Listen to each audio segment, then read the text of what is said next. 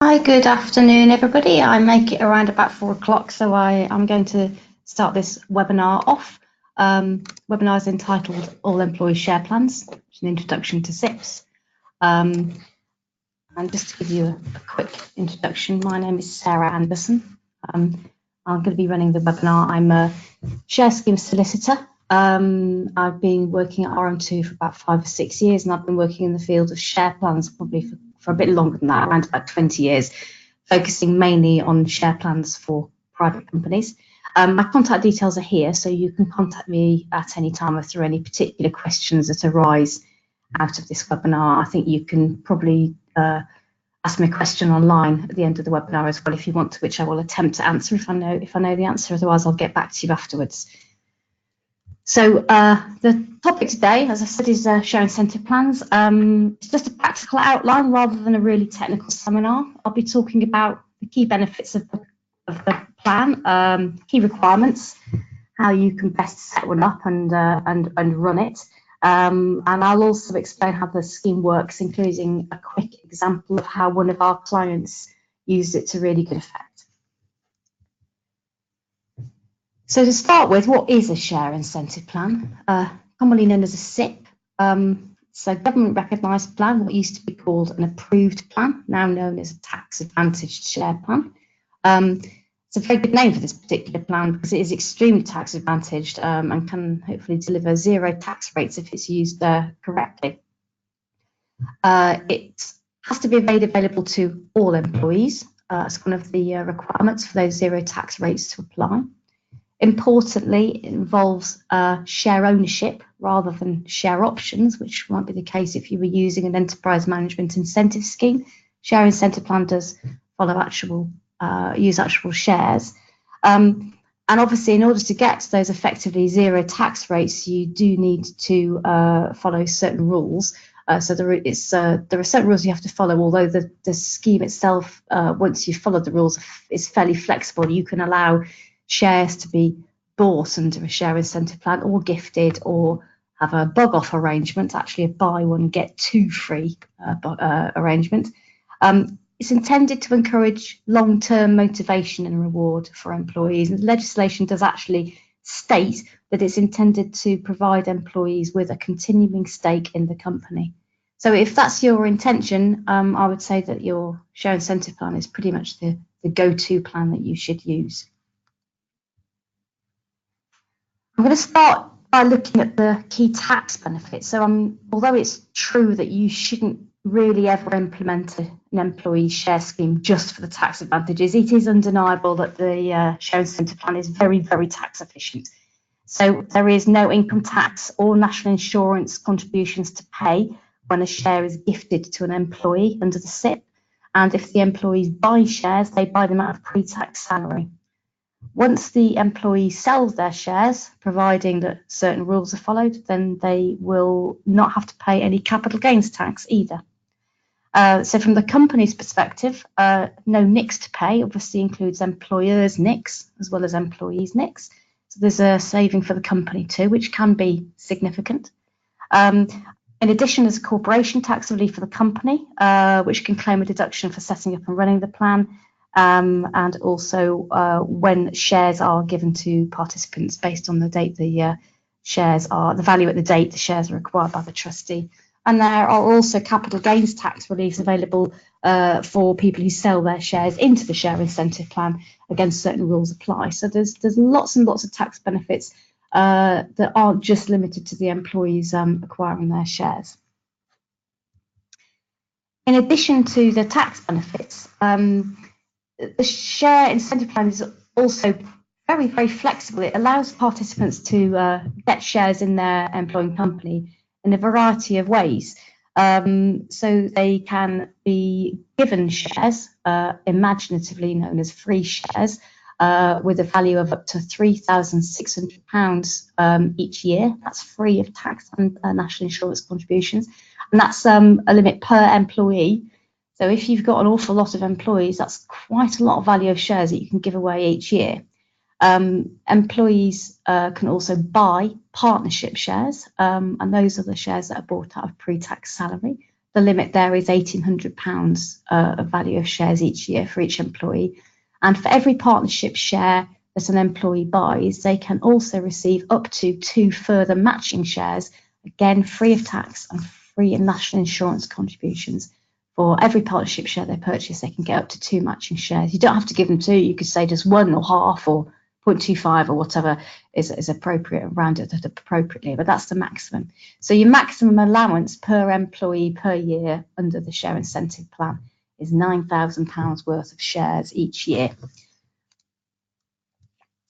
So the point of that slide wasn't so much the value as the flexibility. So you can mix and match. You don't have to do all of them. You could just do free shares or just do partnership shares or partnership and match.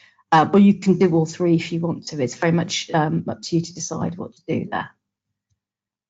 The other key benefit of share incentive plan is especially private company owners can get very worried about giving away control of their business. So when you start talking about all employees getting shares in their company, sometimes they can get a little bit edgy about that.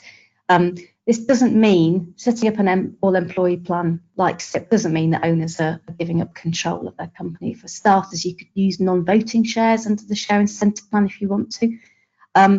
And remember, the awards will only ever be made in accordance with the company's wishes. So there's a lot of control over the number of shares that will ever be acquired by the employees in any event.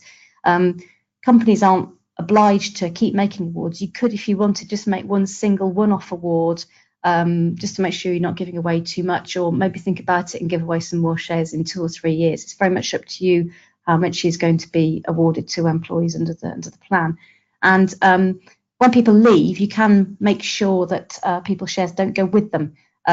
Shares that haven't been paid for can be forfeited within 2 years, or they can be sold back to the share incentive plan, the trust, when people leave, and those can be used to be recycled under future awards if you wish to do that.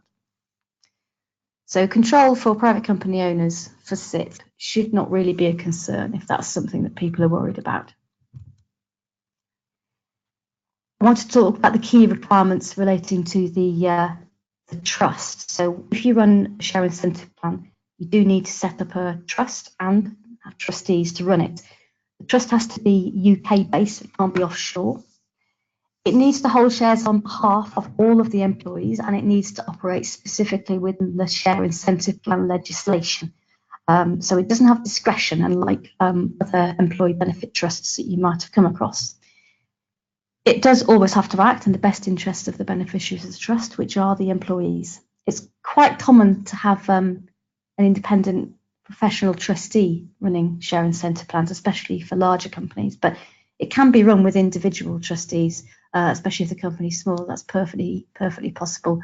You've got a smaller company with a trust and you don't want to run to the costs of an extra professional trustee. There's no reason why you can't go it in-house if you feel you have the capability to do that. And that SIP trust does have a number of advantages, other than the tax advantages I've previously noted. Can be quite useful for private companies. It's a good way of ring fencing a certain proportion of shares for employees. The plan can be used to recycle shares, leavers shares. So rather than going through the rigmarole of issuing shares and then having to buy them back from leavers and cancel them, you can buy them back by the trust and use them for future awards under the plan. And it can also be used as an internal market in some cases for a private company. And there's an example of how one of our clients did this further along in the presentation. And of course, the key point, going back to the tax advantages, is for as long as the shares stay in the trust, any increase in their value is free of capital gains tax. That makes this plan even more tax efficient than EMI options, which of course is an extremely tax efficient option plan you've probably heard of, but share incentive plan is actually even more tax efficient than that. Worth remembering. To talk about the key requirements relating to all employees, as I've mentioned, the purpose of the plan is to provide the employees with a continuing stake in their company, and crucially, the avoidance of tax must not be one of the main purposes of the plan. So you do need to make sure that all employees are going to be involved. no, you can use include some but not all subsidiary companies if you're in a group, but you generally need to make this available for all of your employees. And crucially, employees have to be involved on the same terms. Now, that doesn't necessarily mean you have to give everybody exactly the same number of shares, but you do need to make sure you don't end up with higher paid employees being the main beneficiaries. You can vary the number of free shares given out by reference to certain measures. So, for example, you can measure the number of shares based on hours worked or on salary or on length of service, though you can't multiply those three categories together, so you end up with somebody getting significantly more shares than somebody else. But you can differentiate, for example, for lower paid employees and higher paid employees, as long as it's not disproportionate. The partnership shares, of course, you've got a financial limit on the amount of shares that can be bought. So it's very hard for higher paid employees to benefit disproportionately with that £1,800 per annum limit. You can set a qualifying period, so people have to have been with you for 12 months before you have to invite them to join the SIP. Once they've been there for 12 months, however, they do need to be given the opportunity to join if they want to. And note that majority shareholders can also participate, provided, of course, that they are employees. In fact, if they are employees, they have to be invited or the plan won't qualify for the tax advantages. One of the key points of SIP is that it is a long-term plan. If the shares are held in a trust for less than 5 years, it can be a clawback of the tax benefits. So the way it works is that on the date of the award, there isn't any income tax or national insurance contribution charges. But if the employees take shares out of the trust within certain periods, it can be a clawback. So if you take shares out within 3 years, you'll be charged, or the employer will be charged, income tax and national insurance contributions based on the market value of the shares at that point. If they leave them for a bit longer, the charge is based on the lower of the market value, the date of award, or the date they're taken out of the plan. So it's a kind of sliding scale of tax efficiency. But there will be no tax clawback if an employee is a good leaver. That's set out in the legislation. Or if the company sold or taken over for cash consideration, or again, once those shares have been left in the trust for more than 5 years, there can't be any income tax or national insurance contributions clawback. And again, they are sheltered from capital gains tax for as long as they stay in the trust. So how would you go about setting up a share incentive plan? As in all these things, there's some nice to haves and some must haves. So I think that an absolute must is you have some kind of design blueprint, some idea, at least possibly some quite detailed ideas about the percentage of the equity you're planning to use, the type of shares you're going to use under the plan, whether it's going to be partnership shares or matching shares or a mix of the both, or whether you may be going to change things over time. Key, are employees, do you want employees to pay something for their shares or nothing is perhaps the biggest question you need to be asking. Remember, if you're going to be giving out free shares, your company will need sufficient profit reserves in order to do that. You can't give out free shares unless the company can cover the cost of it. Think about how often you're going to be making awards. Is this a one-off, thanks for being here, guys, free share award? Or is it a way of employees effectively investing in a very low risk way in their company over a period of years? And maybe perhaps you want to begin with making a very generous free share offer to build interest and get people tied in. Think a little bit about the timetable that you're going to be working to and how long your SIP awards are going to take. You do need to think about the timetable. And there are various things you need to make sure you've got in place before you can actually give the shares out. For example, setting up the trust, working out who your trustees are going to be, opening a trust bank account, maybe thinking about a communications program. How much you're going to tell the employees? Is there going to be a teaser, or are you going to do a full launch? Depends very much on how big your company is, how many employees you've got, what type of employees they are. All those things will need to be thought about before you crack on and actually make the awards, the shares, and invite people to become involved in the share incentive plan. On the paperwork side, of course, you will need a set of plan rules, and they need to comply with specific tax legislation. You need them to set out how the plan operates, and you need to make sure they do comply with the legislation. Otherwise, you won't get those tax benefits because the plan won't qualify. You will need a trust deed, which will be the document to set up the trust, usually attached or incorporated into the rules of the plan, and you need a trustee to operate the trust. And it's the trustee's job to make the awards of shares to employees, to hold the shares on behalf of the employees throughout that hopefully minimum 5-year period, and to buy shares back from the employee leavers if and when required.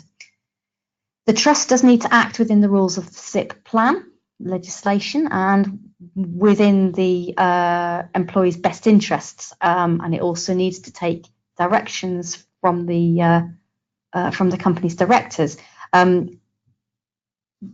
the trustees do need to have a kind of reasonable awareness of what their duties are. So, for example, directors resolve that they want to make a free share award to all the employees in April, and the trustees will put that into operation within the rules of the plan. However, if the directors resolve to make an award but only to certain key employees, then the trustees obviously can't do that, because they will be operating outside the rules of the plan, which requires that all employees must be involved, and they will be operating outside the overriding legislation. So it's quite important that the trustees have a reasonable understanding of how the plan should work and their duties as trustees of the SIP. And that's why you can have individual trustees running a SIP, but very often companies will use a professional trustee so that they know that the decisions of the trustee are being made in full knowledge of and understanding of how the SIP plan is supposed to operate. You will need a bank account for the trust so that it can buy and sell shares effectively. The trust will be funded by the company, and the company needs to give it money to subscribe for shares in order to make awards for the employees, and as I say, to buy shares back from leavers if required. And if employees are buying shares, the trust needs to use the employees' salary contributions to purchase their shares for them. Other bits of paperwork, you need usually shareholders' approval to establish a SIP. Would normally advise having a board resolution confirming the plan's been adopted and recording when awards would be made. And the trustee itself, particularly if it's a corporate trustee, will need to have record of the decisions it's made in respect of making awards, buying shares back from leavers, and so on and so forth. So if it's corporate trustee, you'll end up with a board resolution for the trustee company rather than a record of a decision by individual trustees. Whichever format the paperwork is in, you do need the paperwork in place to ensure that your decisions are recorded effectively.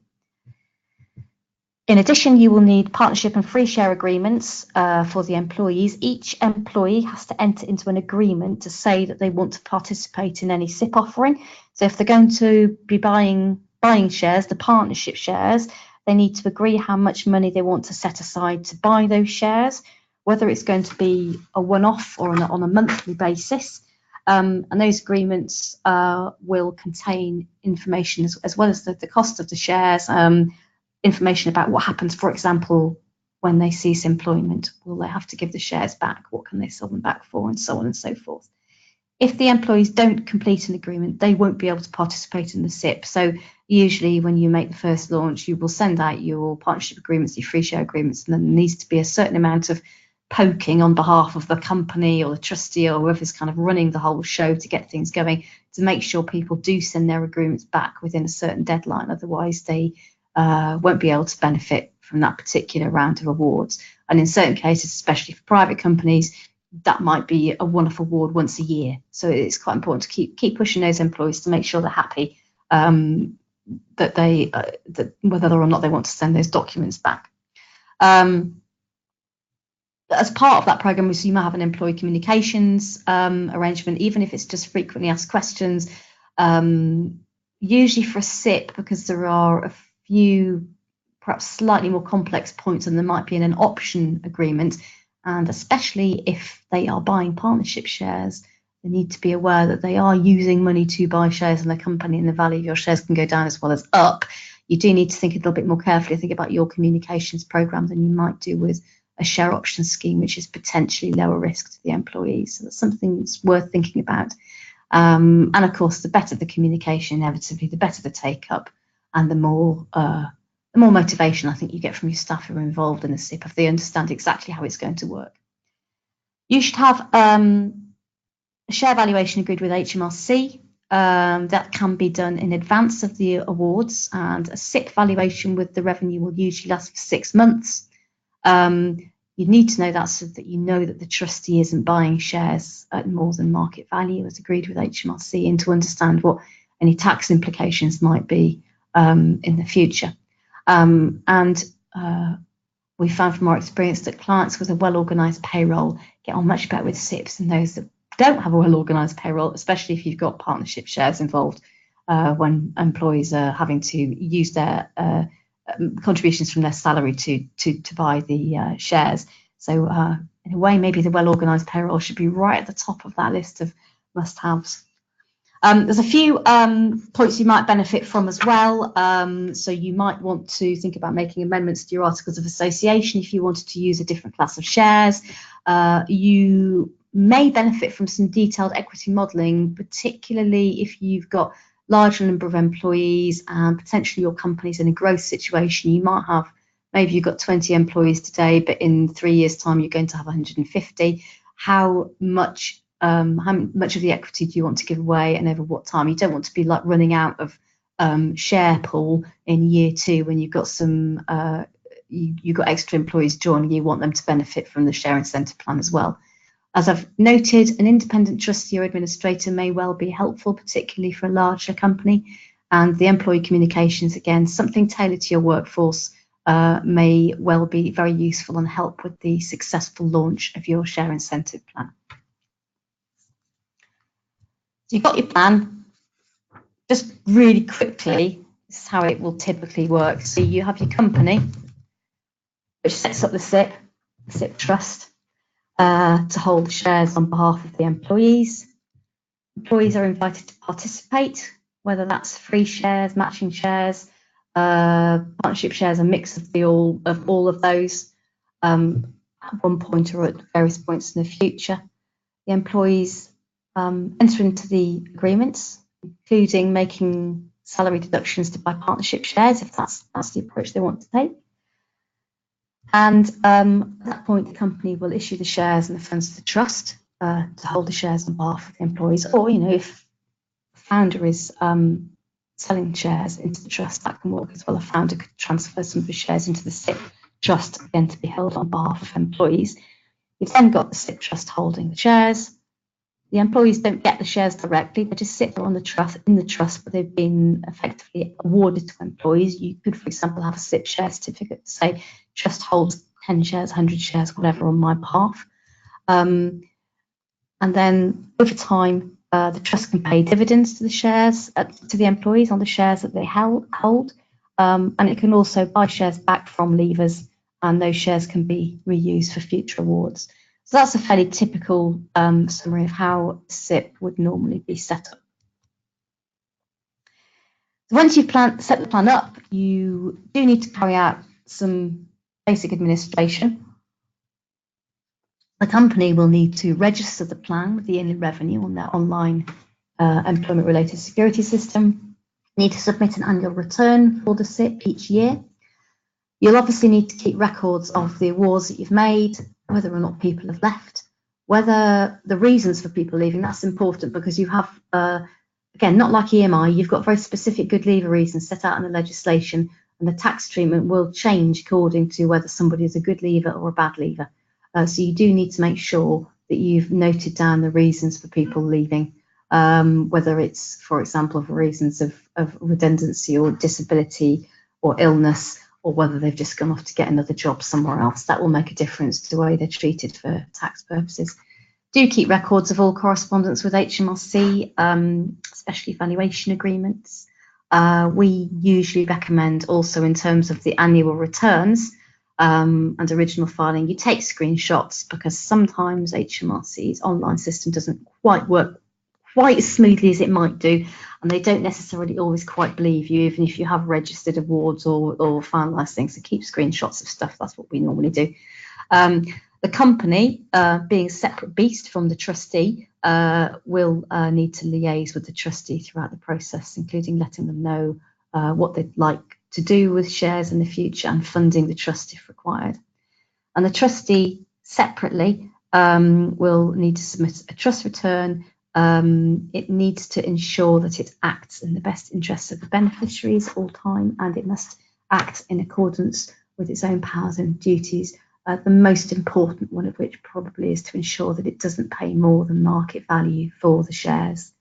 So there are a few administration requirements once your share incentive plan has been set up. I think it is reasonable to expect that you do need to, if you've got a trust, you're obviously going to have some administration going on there, and you are talking about making awards of actual shares. So there's inevitably going to be a little bit of paperwork involving share ownership, share issues, and the requirements to manage a tax advantage share scheme with HMRC as well. Just wanted to talk really quickly about a recent client, or fairly recent client, that set up a share incentive plan alongside some other schemes as well. This client asked for a couple of years ago. We're going to call them Heron Limited. That's not what they were called, but that's what we're going to call them. And effectively, we had Heron family owning Heron Limited 100%. Press the down button. There was typically a fairly paternalistic gentleman owner. He'd been running the company for a long time. Didn't have any particular plans to sell. He did want to be starting to think about succession and maybe transferring down to the next layer of management. Crucially, he wanted to strengthen commitment and loyalty across the whole of his workforce. It was really important to him, and he wanted to provide very clear economic benefit for the participants in the scheme, whatever scheme he set up. He was really keen on focusing on the long term, but not unreasonably, he wanted to retain a decent interest for the Heron family, including all the little herons. So he came to us with this objective. It was like fairly kind of wide set of objectives. How am I going to deal with this with a share plan? So we set up a share incentive plan and a SIP trust for all the employees, and free shares were awarded to all employees. He used a points-based system, so the number of shares he got was based on a mix of length of service and salary band. When people left, they got to recycle their shares. People were also, ultimately, once the shares had been there for long enough, able to sell their shares back to the SIP if they wanted to do that. That was where the economic benefit came from.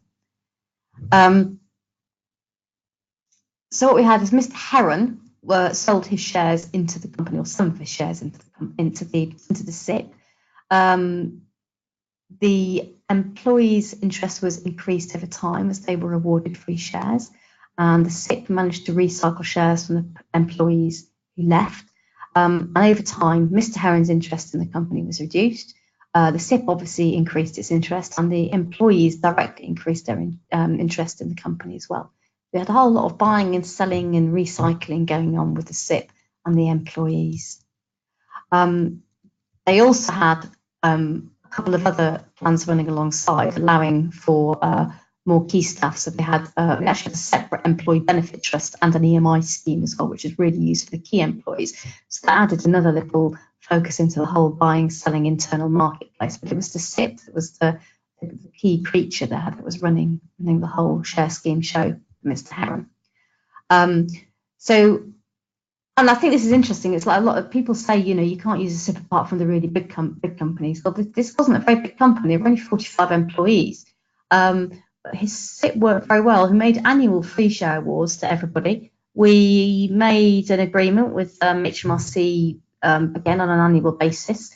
Used the same valuation for the EMI options, which were happening broadly simultaneously. Where SIP shares were bought back from people, we had the latest agreed market value to rely on from HMRC. With the EMI options, if they would either lapse, or if people had exercised their EMI options and bought shares, they could either be bought back by the EBT and re-granted as EMI, or in some cases, they just got sold back into the SIP if the SIP needed new shares for future awards, at which point they got ring-fenced for everybody rather than stuck in the EBT for a discretionary basis. And again, the economic benefit, all of those shareholders, including all those 45 employees, got annual dividends, and actually it was working very, very beautifully. And then one day, Mr. Heron got an offer that was just too good to be refused, and the company was sold. Which from our perspective was a bit sad because we had some lovely share schemes going on there and they were a really nice client. But what ended up happening is Mr. Heron ended up with about 65% of the company. His children still had a significant chunk. The employees altogether had around about 19% of the shares in the company. And I think the SIP made up around about 10 or 12% of that. So it was a decent chunk for the employees, especially bearing in mind they'd been taking dividends out on the shares over a good 10-year period. And at the outcome, so the Herons retained the majority interest. There were a couple of key directors who got entrepreneurs relief because they had been using the EMI options. The SIP shareholders didn't pay any capital gains tax on the sale of their shares. But most importantly, the owner had achieved what he wanted to do. He'd managed to get rid of a decent chunk of his shareholding to his staff, which is what he wanted to do. He created an economic benefit to his staff by way of the internal share market. They could buy and sell shares and using their dividend payments. His key objective was to make a big change, a big impact on the company culture and the way people were rewarded. And he had achieved that. That was what made him happiest. I'm sure that the check made him pretty happy as well. But overall, his long-term vision was achieved, and a significant amount of that was down to the way the SIP and the internal share market worked. So that was a lovely case study, and it makes us very happy when a client achieves everything that they're looking for by way of a really good share scheme that's designed for them and can also deliver really good tax benefits for the employees across the board. So just to conclude, just really quick conclusion really, if you're looking for an all-employee ownership plan and you're not ready to sell your whole company to employee ownership trust, or if you have sold to an employee ownership trust, but you want some form of direct share ownership on top of that for all employees, the share incentive plan is a pretty good arrangement. It's equitable, it provides long-term share ownership, it's really tax efficient, it's very flexible. We are starting to see quite a lot of interest actually from companies who have sold to an employee ownership trust. So you've got an employee ownership trust which holds shares indirectly for all employees. You don't get any direct ownership with an employee ownership trust. It's just a trust in perpetuity, really, holding the company for all the employees. But what do you do after that? How do you get employees involved in direct share ownership? You can pop a SIP alongside an EOT. You retain the fairness and equality of the EOT, but with the benefits of direct share ownership with potential dividend payments on top of the tax-free bonuses from the EOT. So that's actually quite a useful way of using a SIP in a company that's already employee-owned via an EOT. I love SIPs because of their tax efficiency, because they're fair, because they're for everybody, and because they're really flexible and you can do an awful lot with them. So that is my conclusion about SIPs. As I say, there are, you've got my details if you do want some follow-up questions. I understand there'll be a follow-up survey from SurveyMonkey, so do provide feedback. I think there is a way of you emailing questions on this clever gadget. I haven't seen any, and it may be that you have questions that you would want to send to me privately after this session, in which case I would be very, very happy to hear from any of you. So you've got my telephone number, got my email address. Obviously, I work on plans apart from share incentive plans, so I'm happy to speak to you about that as well. But the share incentive plan, as I say, I think is very tax efficient, very flexible, and I'd love to see more people using them because I think they can be really beneficial to employees and companies. Still no questions, so hopefully that means I've answered everything you would ever want to know about a share incentive plan. As I say, do follow up if you've got anything else. But we'll close the webinar for now, and I trust you all have a pleasant rest of the afternoon.